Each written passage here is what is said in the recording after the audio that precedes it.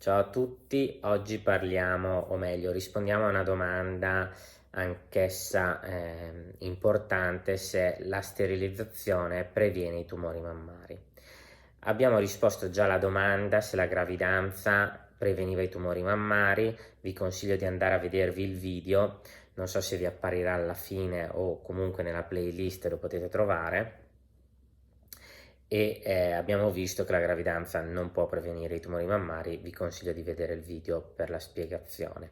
Mentre invece la sterilizzazione previene i tumori mammari, la risposta invece è sì al 90%, perché effettivamente ci sono un 10% di neoplasie mammarie che non sono ormonodipendenti, e quindi potenzialmente anche in una cagnolina sterilizzata potremmo vedere delle neoplasie mammarie.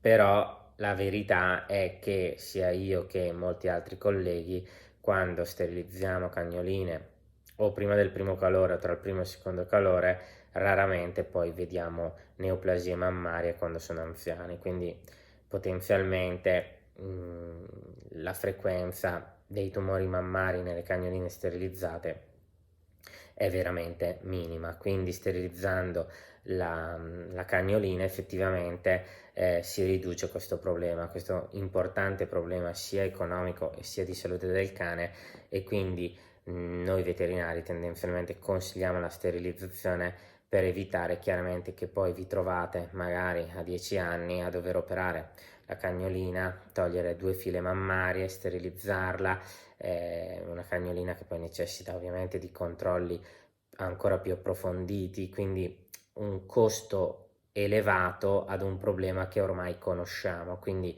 viene consigliata la sterilizzazione prima del primo calore, tra il primo e il secondo calore, proprio per evitare che chiaramente il proprietario poi si trova una spesa, un costo elevato per poter poi intervenire sul problema che si verificherà.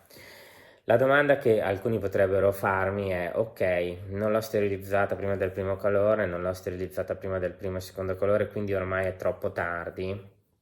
Io direi che non è mai troppo tardi in realtà.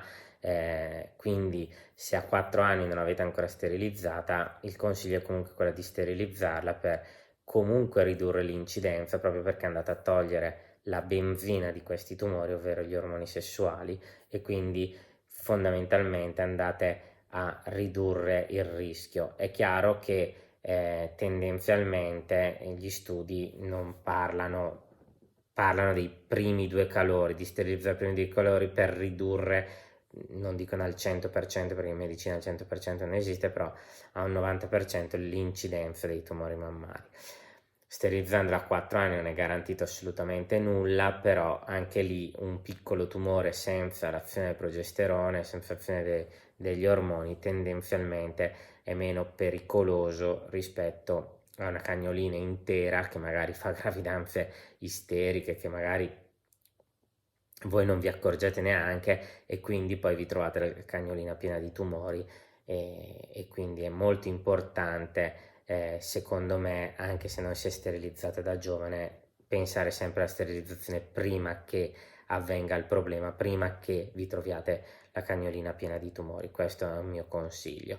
Questo perché andiamo a togliere fondamentalmente gli ormoni sessuali, che sono quelli che nel periodo, diciamo, soprattutto in età avanzata, dove sono più soggetti errori cellulari e quindi la formazione di neoplasie, permettono poi a queste neoplasie di diventare sempre più grosse e diventare ovviamente più frequenti. Quindi in questo video quello che mi interessa è che vi informiate bene sulla sterilizzazione, chiedete consiglio al vostro medico veterinario, e se non l'avete sterilizzata ed è giovane potete pensarci, perché chiaramente questa è una problematica che tutti noi medici veterinari nella nostra quotidianità ci troviamo, situazioni in cui magari ci capita una cagnolina di 11 anni che è sana, che magari non ha neanche nessun tipo di problema, ma che è piena di tumori mammari, e dobbiamo ovviamente effettuare degli interventi chirurgici comunque importanti e quindi è molto costosi, e quindi è molto importante che ogni proprietario di cane femmina